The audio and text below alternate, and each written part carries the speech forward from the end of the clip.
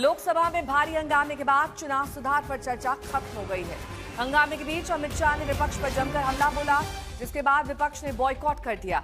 अमित शाह ने आरोप लगाया कि जब घुसपैठियों पर हमला किया गया तो विपक्ष संसद से बहस छोड़कर वापस चला गया।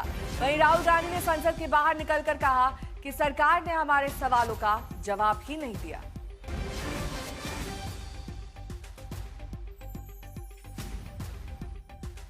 मान्यवर, ये 200 बार भी बहसकार करेंगे, एक भी अवैध घुसपैठियों को इस देश में हम वोट नहीं देंगे। ये हमारे एनडीए का पॉलिसी है मान्यवर।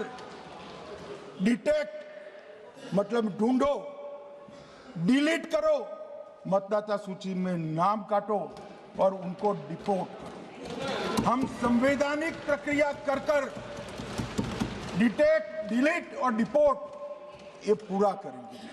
ये क्यों सदन छोड़कर भाग गए? मैं इनके सामने तो कोई बात भी नहीं कर रहा था, ना कांग्रेस पार्टी के सामने बात कर रहा था। मैं तो बात कर रहा था घुसपैठियों को देश के बाहर निकालने की। अब ये तो देखिए साहब, अगर मैंने इतने सारे आरोप करे श्री जवाहरलाल नेहरू पर, इंदिरा गांधी पर, इनके पिताजी पर, सोनिया जी पर, तब भागते तो लाजिम था। ये घुसपैठियों को लिए भाग गए क्योंकि उनकी हमारी पॉलिसी है डिटेक्ट, डिलीट और डिपोर्ट।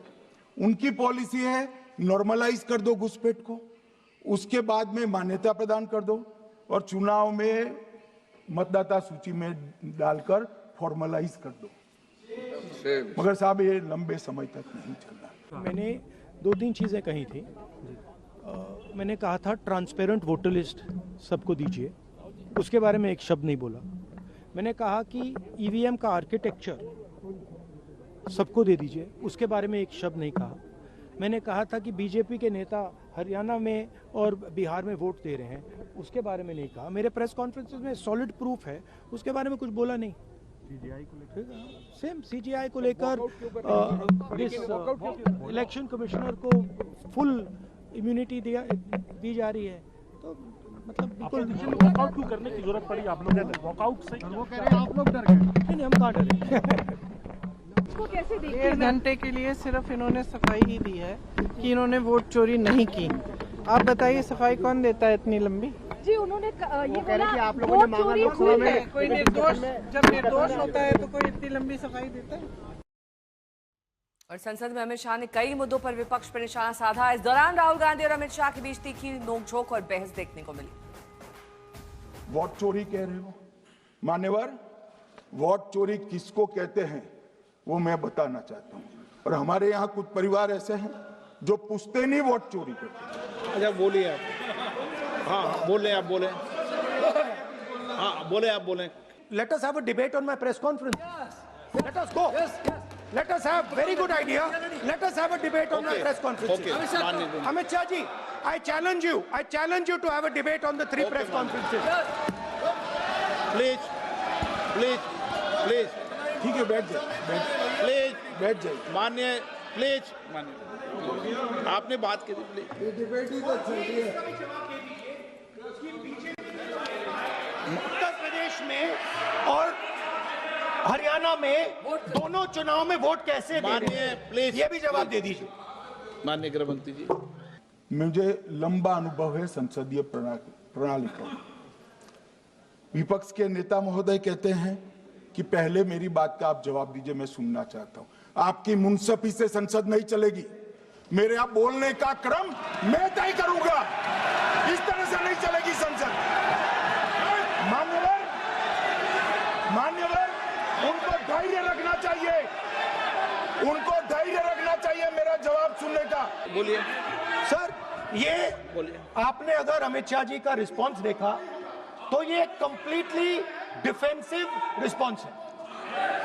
ये घबराया हुआ रिस्पांस है, ये डरा हुआ रिस्पांस है। अब सुनिए पूरी बात। प्लीज मानिए, नो सच्चा रिस्पांस नहीं है। मान्यवर, वोट चोरी का कोहराम बचा। मैं वोट चोरी किसको कहते हैं वो बताना चाहता हूं। अब मैं 3 वोट चोरी की घटनाएं बताना चाहता हूं। सबसे पहली घटना हुई आजादी के बाद देश का प्रधानमंत्री तय करना था। तय कौन करना था? तो उस वक्त के जितने प्रांत थे इसके कांग्रेस के अध्यक्षों ने, उनके एक एक वोट से तय होना था। अब 28 वोट श्री सरदार पटेल को मिले और 2 वोट जवाहरलाल नेहरू जी को मिले।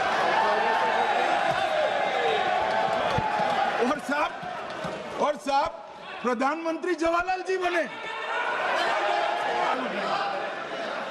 मान्यवर दूसरे प्रकार की वोट चोरी और नैतिक तरीके से चुनाव जीते, ऐसी वोट चोरी भी भूतकाल में एक बार हुई थी। श्रीमती इंदिरा गांधी रायबरेली से चुनी गई। इलाहाबाद हाईकोर्ट में श्री राजनारायण पहुंचे कि चुनाव नियमों के अनुसार नहीं हुआ।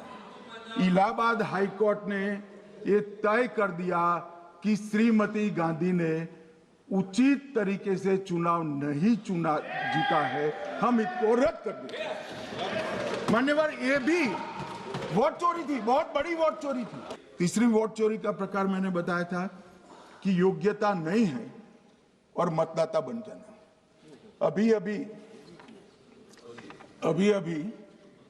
एक वाद पहुंचा है, वाद मतलब डिस्प्यूट पहुंचा है दिल्ली की सिविल अदालत में। उसमें डिस्प्यूट ये है कि सोनिया गांधी जी इस देश की नागरिक बनने से पहले मतदाता बने।